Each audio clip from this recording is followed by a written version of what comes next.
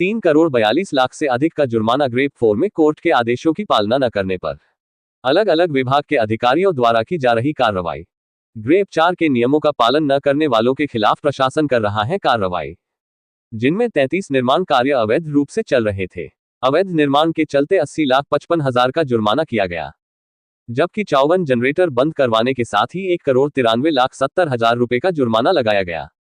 वही कूड़े के ढेर में आग लगाने के मामले में 27 लोगों के खिलाफ कार्रवाई की गई है और 409 वाहनों पर अलग अलग प्रकार की कार्रवाई की गई है और 67,76,000 का जुर्माना भी वसूल किया गया है। ग्रेप 4 में अलग अलग गाइडलाइंस लागू रहती है, जहां इंडस्ट्रीज, पराली जलाने, वाहन प्रदूषण, निर्माण कार्य से संबंधित अलग अलग गाइडलाइंस जारी की गई है। वही ग्रेप के नियम के मुताबिक के अलग अलग विभाग के अधिकारियों की ड्यूटी निगरानी के लिए लगाई गई है और चेकिंग अभियान भी चलाया जा रहा है। वहीं जहां नियमों की अवहेलना की गई है वहां पर चालान प्रक्रिया भी तेज की गई है। इस प्रक्रिया में कुछ फैक्ट्री को भी बंद किया गया है।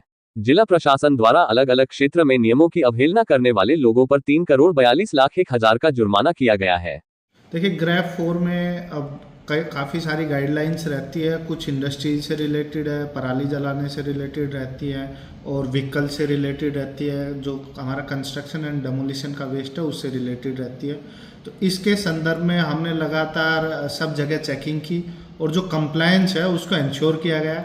जहाँ कहीं भी कोताही पाई गई वहाँ पे चालान भी किए गए हैं, कुछ इंडस्ट्रीज़ को बंद भी किया गया है। मैं आपको बताना चाहूँगा कि 33 हमारी ऐसी साइट थी जहाँ पे कंस्ट्रक्शन या डेमोलिशन चल रहा था और उन पे जो कम नॉर्म्स थे उनकी पालना नहीं की जा रही थी।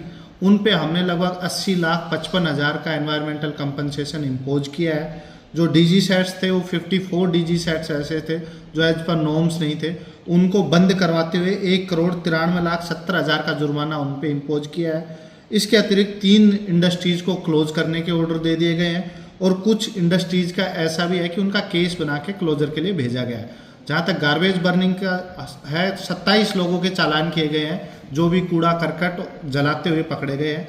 व्हीकल्स के बारे में आरटीए, डिस्ट्रिक्ट पुलिस और एसडीएम्स की टीम ने विभिन्न स्तरों पर चेकिंग की। 64 ऐसे व्हीकल मिले जो विदाउट पीयूसी चल रहे थे, 131 ओवरलोड थे, 47 ऐसे व्हीकल थे जो मटेरियल लेके जा रहे थे लेकिन कवर्ड नहीं था और 167 व्हीकल विदाउट कलर कोडिंग थे। तो 409 व्हीकल पर इस समय पीरियड में जब ग्रेप 4 लगा हुआ था जुर्माना किया गया है और लगभग 67,76,000 रुपये उनसे वसूल किए गए। इसके अतिरिक्त 105 व्हीकल ऐसे थे जो 10 साल डीजल व्हीकल और पेट्रोल व्हीकल 15 साल की उम्र पार कर चुके थे लेकिन वो फिर भी लोग उनको चला रहे थे, तो उनको इम्पाउंड करके बंद किया गया।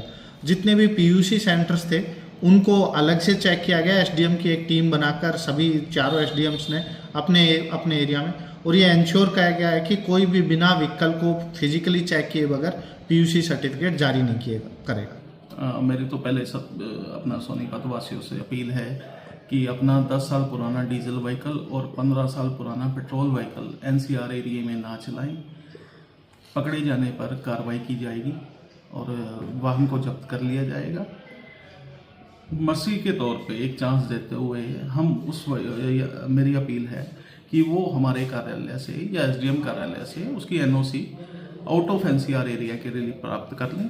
यहाँ जो हमारे यहाँ पे सोनीपत में 5 रजिस्टर्ड स्क्रैपर हैं, मतलब कहने का मतलब रजिस्टर्ड जिनके पास लाइसेंस है परिवहन आयुक्त हरियाणा द्वारा जारी किया गया, वो यहाँ पे 5 फर्म हैं।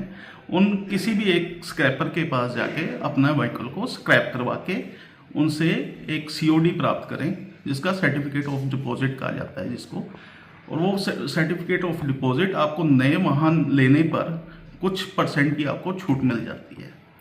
तो ये 2 ही ऑप्शन है एनसीआर में वाहन रखने के लिए।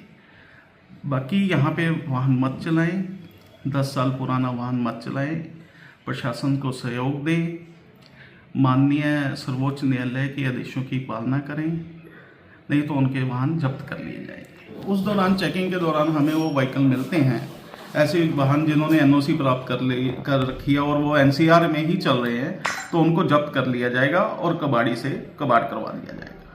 लाइक, शेयर, सब्सक्राइब जरूर करें हमारे न्यूज चैनल हरियाणा लाइव 24 को।